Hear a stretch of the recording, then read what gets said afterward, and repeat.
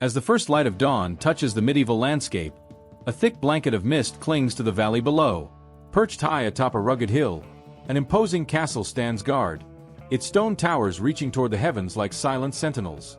From this height, the land stretches far into the horizon. Forests, villages, and distant roads all under the watchful eye of this formidable fortress. The air is still, save for the occasional flutter of a banner atop the castle's highest tower. The thick stone walls, punctuated by narrow windows, seem almost impenetrable, casting long shadows over the surrounding landscape. This is more than just a building. It is a symbol of dominance, security, and power, a testament to the ambition and might of its lord. In the 9th century, Europe was a fractured and dangerous place. The collapse of the Roman Empire had left a vacuum, and kingdoms and territories were constantly under threat. From Viking raids in the north, Muslim invasions in the south, and internal strife between rival lords and kings. Amidst this chaos, a new kind of fortification began to rise: the medieval castle. These early fortresses were born out of necessity, designed to offer protection against marauding invaders and to solidify the hold of local rulers over their lands. What began as simple wooden structures soon evolved into the towering stone castles that came to dominate the European landscape, standing as symbols of strength and authority. The castle was not merely a military stronghold but a multifaceted center of power. It was where rulers exerted control over their subjects, dispensed justice, collected taxes, and held court. More than just walls and towers, these castles embodied the feudal system itself, acting as hubs of political, economic, and social activity. At the heart of this story lies the central conflict of the medieval world: the constant battle for survival, power, and dominion. Castles were not built in times of peace. They rose in response to conflict, serving as both shield and sword for their owners. The lords and kings who constructed these fortresses did so to protect their lands from invaders and to assert their dominance over rivals. Every castle was a statement, a physical representation of control over a territory and its people. But as much as they were defensive structures, they were also homes to the elite, where life was both brutal and sophisticated. Decisions made within the castle walls could determine the fate of entire regions. Alliances were formed, betrayals plotted, and wars launched from these very fortresses. Castles became epicenters of medieval life, where the intertwined fates of kings, knights, and commoners played out in the grand theater of history. In this unfolding narrative, several key figures emerge. At the top of the social hierarchy are the feudal lords, the ruling class whose wealth and influence were cemented by the possession of castles. These powerful men, and sometimes women, oversaw vast tracts of land, and their castles served as the nerve centers of their domains. Alongside them were the knights, the warrior elite, who pledged their service to the lords in exchange for land and protection.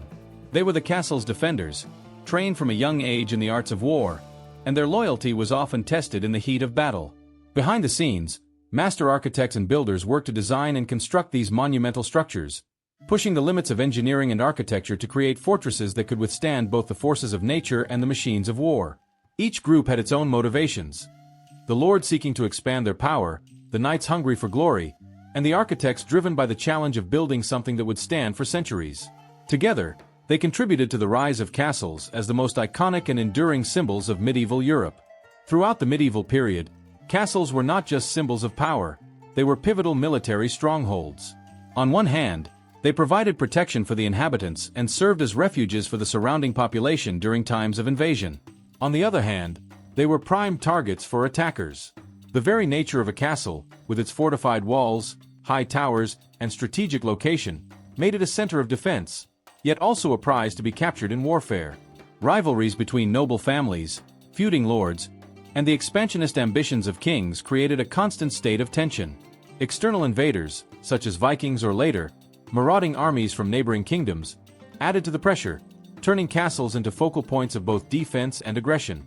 The struggle for control over land and resources meant that castles were essential in both offensive and defensive military campaigns. They were, in essence, both the sword and the shield of the feudal world. The complexity of the people involved in castle life deepened the role of these fortresses. Feudal lords, often referred to as barons, ruled their castles as mini-kingdoms within a larger feudal structure. These lords held considerable power within their lands, sometimes even challenging the authority of the king.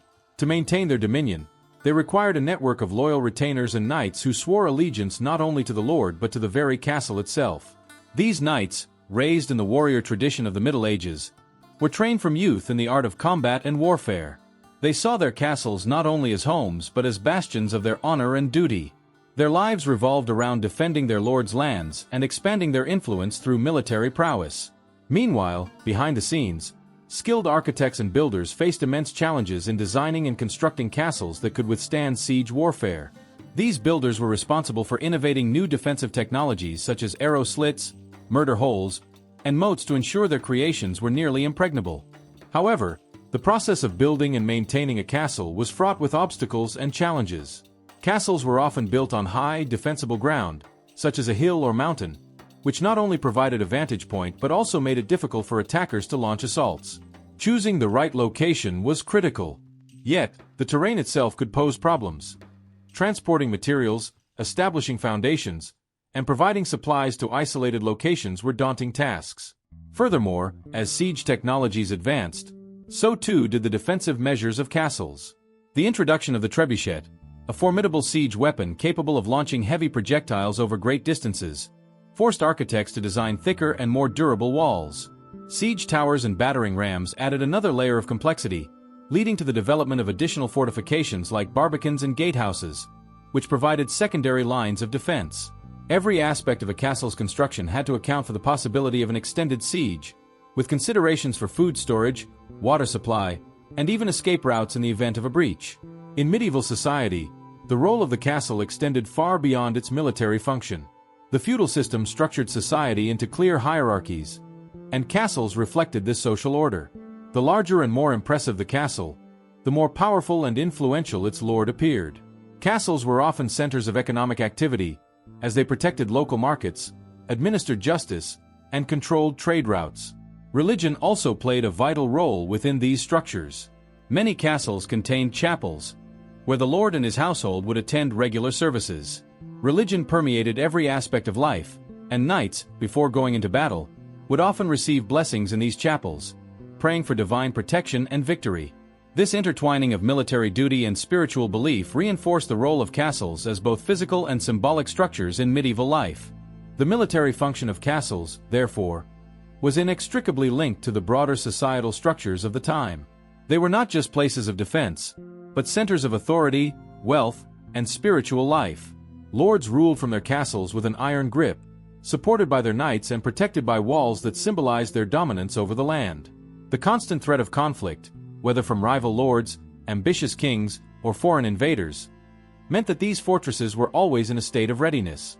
The castle's ability to endure, to stand as both a home and a fortress, reflected the medieval world's harsh realities and the lengths to which people would go to protect their status, power, and lives.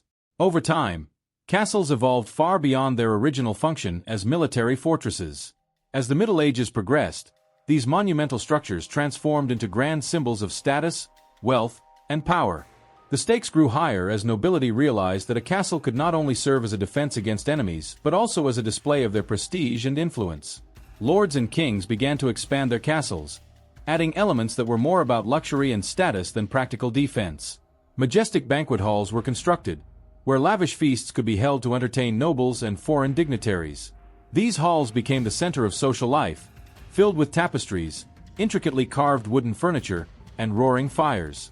Gardens were meticulously designed, not just for beauty but to demonstrate the control of the lord over both nature and his land. Capellas, often adorned with exquisite stained glass and ornate altars, became essential features of these castles, highlighting the close ties between power, religion, and royalty. As castles transformed into symbols of prestige, the financial burden on their lords grew immensely. The upkeep and expansion of these structures were astronomical, often requiring massive amounts of resources to maintain their grandeur. Nobles, driven by the desire to impress their peers and intimidate their rivals, poured fortunes into constant renovations. They hired the best craftsmen, stonemasons, and artists to ensure their castles were not only functional but awe-inspiring. However, this display of wealth came at a cost.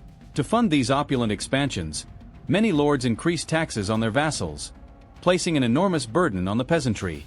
Villagers, already struggling to survive in a feudal economy, were often forced into poverty as their resources were drained to maintain their lord's magnificent abode.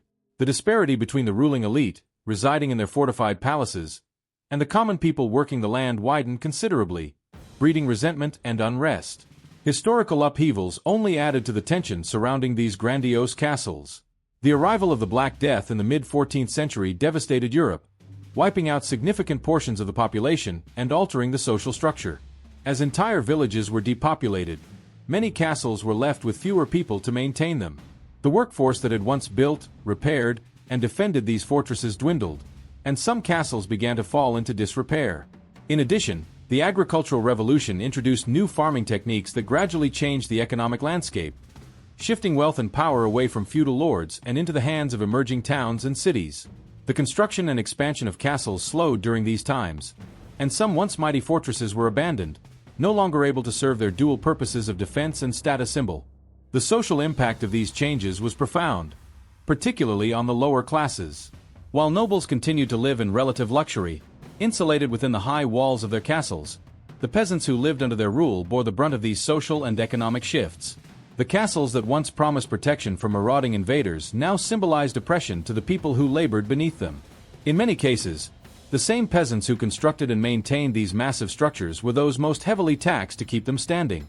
The social divide between the ruling class and the commoners became a source of tension and, eventually, rebellion in some parts of Europe. This disparity reached its peak in times of crisis, such as during the Peasants' Revolt in England in 1381, where the growing dissatisfaction with feudal lords and their imposing castles culminated in widespread unrest. As castles became more ostentatious, their role as purely military structures diminished. By the late Middle Ages, many castles were no longer viewed solely as defensive fortifications. Their massive stone walls and towers remained, but the focus had shifted to luxury and political power. In some cases, their design reflected this change, with defensive features taking a back seat to aesthetic considerations. Castles became palaces in all but name, with grand entrances, sprawling gardens, and elaborately decorated interiors. However, the constant need to maintain these symbols of prestige placed significant strain on their owners, leading some castles to become financial burdens. The image of a lord sitting atop a hill in a castle that dominated the surrounding countryside was one of power, but it was also one of increasing fragility. The evolution of castles from military fortresses to symbols of prestige dramatically shifted the dynamics of medieval society. As the nobility invested in grander and more luxurious castles, the pressure on the lower classes intensified, creating a clear divide between the wealthy and the impoverished. Historical events like the Black Death and social revolutions forced many lords to rethink their priorities, and as castles became more burdensome to maintain, their role in medieval life transformed. The once indomitable symbols of feudal power became, in many cases, relics of a fading era, standing as reminders of the tensions and complexities of medieval society. The height of castle warfare occurred during the Crusades and the Great Medieval Wars, when these imposing fortresses played a central role in shaping the outcomes of epic battles. It was a time when the castle represented both the strength of a ruler and the heart of a community's defense. In many ways, castles were the backbone of military strategy. Armies would lay siege to these strongholds for months, sometimes even years, in attempts to breach their walls and claim victory over the lands they protected.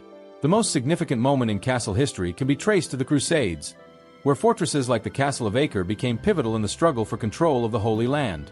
Acre, one of the last Crusader strongholds, was besieged for years, as its walls seemed impervious to the forces of the Muslim armies. Similar dramatic events played out across Europe during the Hundred Years' War, where castles became both the battleground and the prize in the bitter struggle between England and France. As these dramatic sieges unfolded, the resilience of castles was continually tested. Famous confrontations such as the Siege of Acre and the Battle of Agincourt showcased both the strategic importance of castles and their vulnerability to new military innovations. In the Siege of Acre, the formidable walls of the fortress held off attackers for years, only to finally crumble under the relentless onslaught of enemy forces. In the Battle of Agincourt, the introduction of new weaponry, particularly the longbow, shifted the balance of power away from the heavily armored knights and castle-based defenses that had previously dominated medieval warfare. However, it was the advent of gunpowder and cannons that would deliver the most devastating blow to castles. The use of artillery transformed the art of war, rendering the once impenetrable stone walls of castles vulnerable to destruction. These new technologies marked the beginning of the end for the era of castles as military strongholds. The rise of firearms and cannons during the late Middle Ages led to a significant revelation. Castles were no longer the ultimate defense. As artillery advanced, The thick stone walls that had protected generations of nobles and kings could be shattered by cannon fire in a matter of days. The fall of Constantinople in 1453, which saw the use of massive cannons to breach the city's once impregnable walls, was a turning point. From that moment, the importance of castles as military fortifications began to decline. Fortresses that had stood for centuries were rendered obsolete by the power of gunpowder. With the decline of feudalism and the rise of centralized monarchies, the true seat of power shifted from isolated castles to bustling cities. Trade, commerce, and naval power became the new foundations of strength.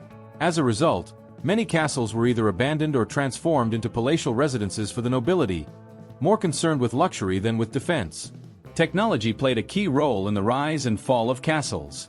In their prime, castles were marvels of medieval engineering, designed to withstand assaults from siege towers, battering rams, and catapults. Strategic placement on high ground or near rivers, combined with innovations like moats, drawbridges, and fortified gatehouses, made castles nearly impregnable. Knights, dressed in full steel armor, became the defenders of these fortresses, using advanced military tactics to protect their lords. The construction of castles evolved alongside the development of siege weaponry, with architects continually innovating to stay one step ahead of the attackers.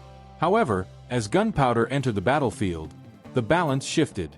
Catapults and trebuchets, while effective, could not compare to the destructive power of cannons, which could breach the thickest of walls. This technological shift, coupled with the formation of alliances between powerful kingdoms, changed the nature of warfare. No longer were castles the primary symbols of military might. Instead, political alliances and the ability to mobilize large standing armies became the true determinants of power. By the late Middle Ages, the age of the castle had reached its zenith and was now in decline. As the use of firearms became widespread and feudalism began to wane, the role of the castle shifted from fortress to relic. The great fortresses of old were gradually abandoned, replaced by more modern forms of defense or transformed into opulent palaces.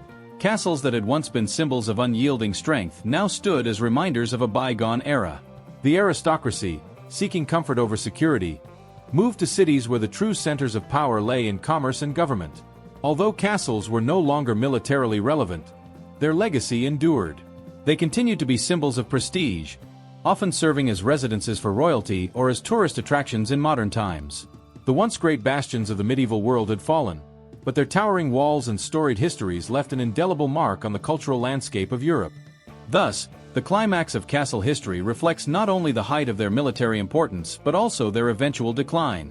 What began as unassailable fortresses of power and defense eventually succumbed to the march of progress, as new technologies and political structures rendered them obsolete.